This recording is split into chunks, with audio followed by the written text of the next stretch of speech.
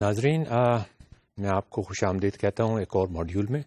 جیسا کہ آپ کو یاد ہے کہ لاسٹ ماڈیول میں ہم ڈسکس کر رہے تھے کہ ہم نے اپنے اسکول میں 9th اور 10th کلاس میں کیمسٹری، فزکس اور مختلف ایکسپیریمنٹس جب ہم کرنے گئے تو بچوں کو کتنا شوق تھا ایکسپیریمنٹ کرنے کا، انہیں ہاتھ سے کام کرنے کا کتنا شوق تھا. تو یہ چیز ہم ڈسکس کر رہے تھے. آج ہم تھوڑا سا ایکسپیریمنٹس کو کلیسیفائی کرنے کی کوشش کریں گے. تھوڑا سا یہ ذکر کریں گے کہ فیوچر کے ایکسپیریمنٹس کس طرح کے ہونے چاہیے اور جو ہم اس وقت کلاس میں ایکسپیریمنٹ کر رہے تھے وہ کس قسم کے تھے. یہ اس کو سمجھنا تھوڑا سا ضروری ہوگا. اس لیے میں ہم جو ایکسپیریمنٹ کر رہے تھے وہ اوپن اینڈڈ ایکسپیریمنٹس نہیں تھے. اب سوال یہ پیدا ہوتا ہے کہ اوپن اینڈڈ ایکسپیریمنٹس کیا ہوتے ہیں اور کلوزڈ اینڈڈ ایکسپیریمنٹس کیا ہوتے ہیں.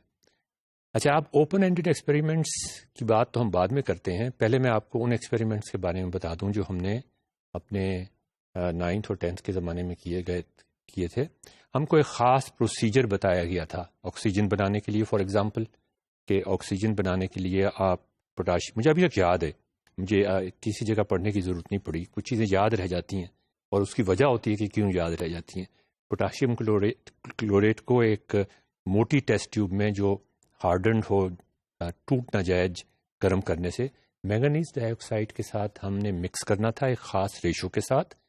اس کے بعد اس کے آگے ایک ٹیوب لگانی تھی اور وہ پانی سے ہوتی ہوئی نکل کر اس نے سلنڈر کے اندر جانا تھا. تو تمام جو اسٹیپس تھے، step number 1، step number 2، step number 3، 4، وہ سارے کے سارے ویل ڈیفائنڈ تھے. کب آپ نے برنر آن کرنا ہے اور کب آپ دیکھیں گے کہ اب گیس نکلنی شروع ہوئی ہے، اور کس طرح آپ کو پتہ چلے گا کہ واقعی آکسیجن گیس بننی شروع ہو گئی ہے. اگر وہ نہیں بنتی تو پھر اس کا مطلب آپ نے کہیں غلطی کی ہے، آپ نے وہ پروسیجر پوری طرح سے فالو نہیں کیا.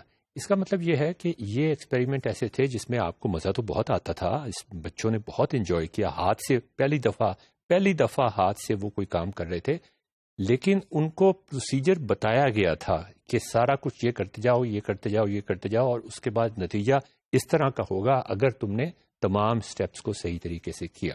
یہ ہیں کلوزڈ اینڈڈ ایکسپیریمنٹس. اس میں ہاتھ سے کام کرنے کا تو بہت مزہ آتا ہے، لیکن کوئی سرپرائز آپ کے لیے نہیں ہوتی. کوئی حیرانی یا کوئی پریشانی یا کوئی سرپرائز رزلٹ آپ کا انتظار نہیں کر رہا ہوتا. آپ کو یہ سوچنے کی اجازت نہیں دی جاتی یا سوچنے کی ترغیب نہیں دی جاتی کہ مینگنیز ڈائی آکسائڈ اور پوٹاشیم کلوریٹ کو ملا کے ہی ہم نے آکسیجن کیوں بنانی ہے. ہوا سے کیوں نہیں ہم آکسیجن ایکسٹریکٹ کر لیتے؟ پانی میں بھی آکسیجن ہوتی ہے، پانی سے کیوں نہیں آکسیجن لے لیتے؟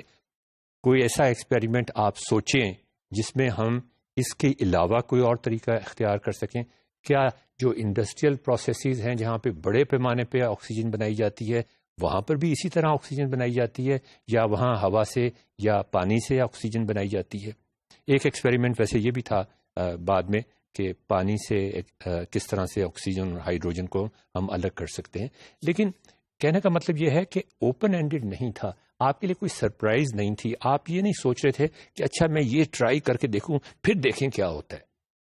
یہ چیز بہت اہم ہے کہ آپ کو یہ احساس ہو. کلوزڈ اینڈڈ ایکسپیریمنٹ بھی ٹھیک ہے، ان کی بھی اپنی ایک افادیت ہے، لیکن جو اصل افادیت ہے وہ ڈسکوری کے اندر ہے، وہ حیرانی کے اندر ہے، وہ پریشانی کے اندر ہے، وہ ایکسپیکٹیشنز کے اندر ہے. وہ اگر آپ کی ایکسپیکٹیشنز پوری نہیں ہوتی تو آپ کو فرسٹریشن ہوتی ہے، وہ اس کے اندر ہے. جتنی بڑی بڑی دریافتیں ہوئی ہیں ان میں کسی کو کوئی پروسیجر نہیں بتایا گیا تھا کہ تم نے یہ کرنا ہے. وہ سب دریافتیں اس طرح ہوئیں کہ آپ نے مختلف طریقے سے سوچ کے کچھ ہٹ اینڈ ٹرائل کیا، کچھ اپنی دماغ کو استعمال کیا.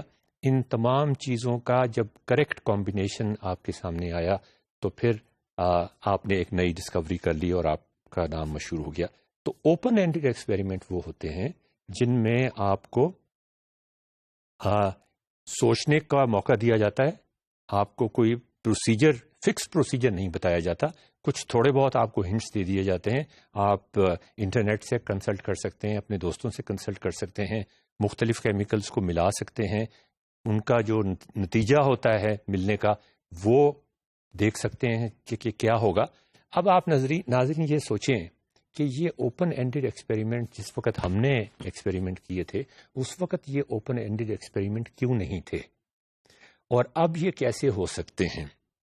ایک کنونشنل کیمسٹری یا فزکس کی لیب میں یہ بہت مشکل ہے کہ آپ بچوں کو کھلا چھوڑ دیں، 9th اور 10th کلاس کے بچوں کو کھلا چھوڑ دیں اور ان سے کہیں کہ جاؤ اور تم آکسیجن بنانے کی کوشش کرو۔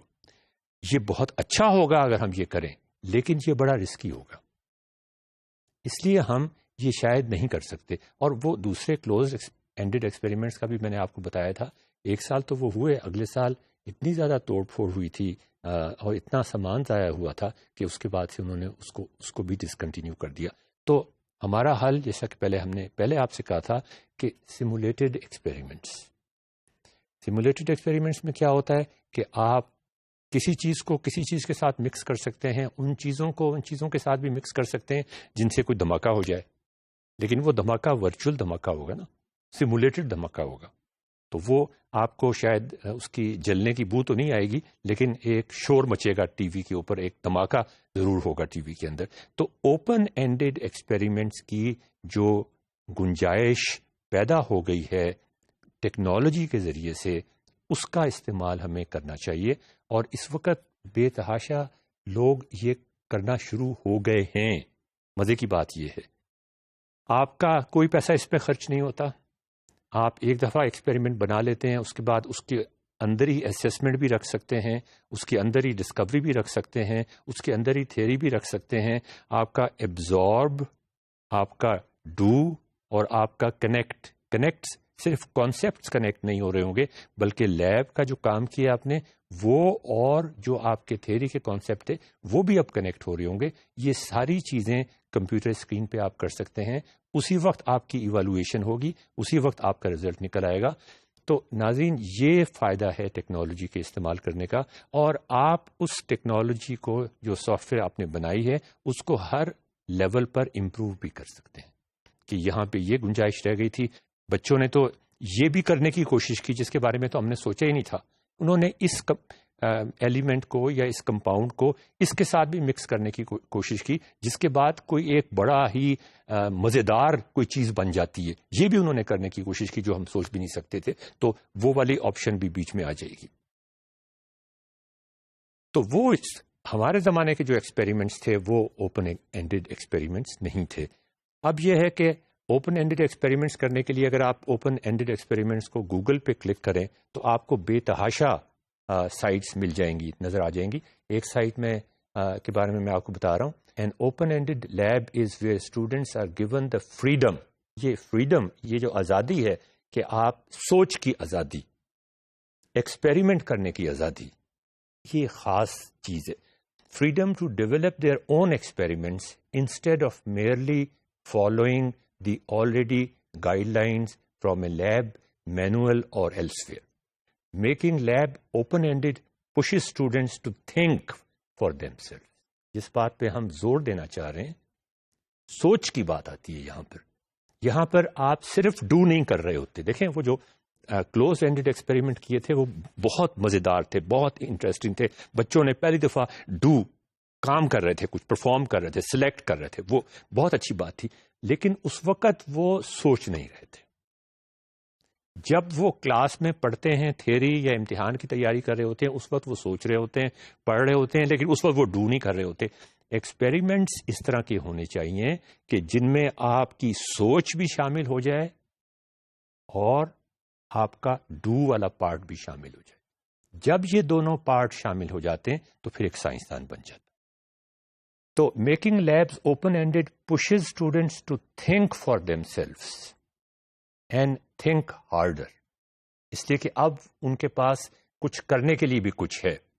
The students here have to devise their own strategies and back them with explanations, theory and logical justification.